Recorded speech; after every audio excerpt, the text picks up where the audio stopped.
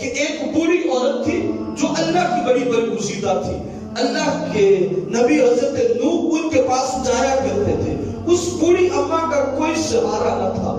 اس کی ایک ٹوٹی ہوئی کوٹھڑی تھی, وہ کچی کوٹھڑی میں رہا کرتی تھی. حضرت نوح نے جب انہیں ذکر کیا کہ اللہ کی جانب سے اس قوم کے تقاضے پہ اب عذاب اترنے والا ہے تو میں بیڑا بنا رہا ہوں, تو اس نے جو ماننے والے ہیں اللہ کے ان کو لے جاؤں گا.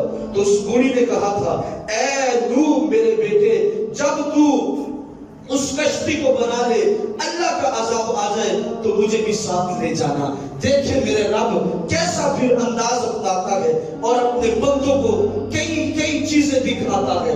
اللہ کے نبی حضرت نوح نے سارے ماننے والوں کو ساتھ دیا, جانور لیے جو اس کشتی میں ڈال دیے, ہر جانور جوڑا جوڑا اس میں رکھ دیا, اور وہ پوری اماں باقی رہ گئی. حضرت نوح کو میرے رب نے بھلا دیا, حضرت نوح کو میرے رب نے بھلا دیا کہ اس پوری اماں کو وہاں چھوڑ دو.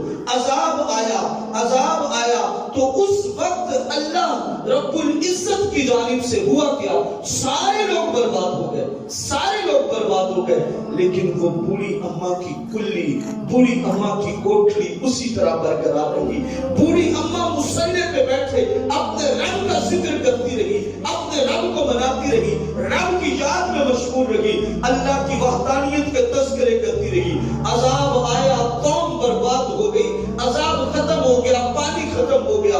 اللہ کے نبی حضرت نوح کو یاد آیا کہیں اس بوڑھی اماں کو تو اس پانی نے تباہ و برباد نہیں کر دیا. حضرت نوح اپنی کشتی سے اترتے ہیں, جودی بہار سے اتر کے اس بوڑھی اماں کے دروازے پہ جاتے ہیں, جا کے دستک دیتے ہیں تو دل میں بات ہے کہ پتہ نہیں اب کوئی دروازہ بھی کھولنے والا ہوگا یا نہ. تو اندر سے آواز آئی, او بیٹا نوح رک جا, کیا پانی تو نہیں آ گیا, میں ابھی آ رہی ہوں.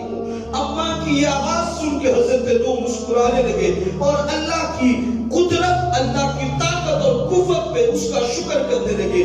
تو حضرت نوح جب اس بوڑھی اماں سے ملتے ہیں تو وہ بوڑھی اماں کہتی ہے, اے نوح رب کی جانب سے عذاب آ رہا ہے. حضرت نوح کہتے ہیں, اماں عذاب آیا, پانی پہاڑوں کے اوپر سے چلتا رہا اور تیری یہاں کوٹھڑی اسی طرح لگی, تجھے کچھ نہیں ہوا.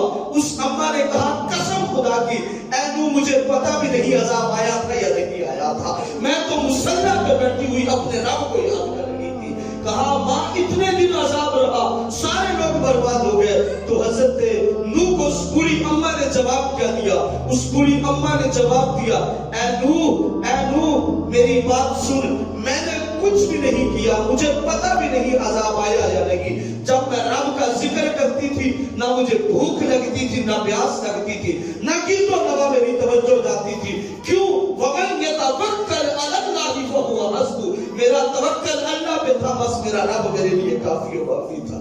بھائی جب بندہ اللہ پہ بھروسہ کر لیتا ہے, شکیب محکم کے ساتھ اس مالک کے ساتھ جڑ جاتا ہے, اس سے وابستگیاں ہو جاتی ہیں. دیکھیں وہ عورت جو اللہ کے نبی حضرت نوح کی ماننے والی تھی, سارے لوگ برباد ہو گئے جو نہ ماننے والے تھے. وہ ہر جگہ پانی اونچائیوں پہ تھا, اس کی کچی کوٹھڑی کلی میں پانی کا قطرہ تک نہ آیا. یہ کیا کرم ہے, یہ کرم میرے مالک کا اس کے لیے ہے جو اللہ کی ذکر میں محو رہتا ہے, اللہ کی عبادت میں محو رہتا ہے, جو اللہ کے ذکر سے منہ نہیں پھیرتا. من اعرض عن ذکری فإن له معیشة وَنَحْشُرُهُ يَوْمَ الْقِيَامَةِ أَعْمَى, اور جو منہ پھیر دیتا ہے پھر اللہ اسے دنیا میں بھی برباد کر دیتا ہے, کل قیامت میں بھی اندھا اٹھائے گا. نہ اس کے رزق میں برکتیں, نہ کاروبار میں وسعتیں. اللہ کی جانب سے آنے والے عذاب میں اگر تخفیف ہو تو سمجھو رب کی جانب سے تمہیں مہلت ہے, اور اس مہلت سے فائدہ اٹھا لو.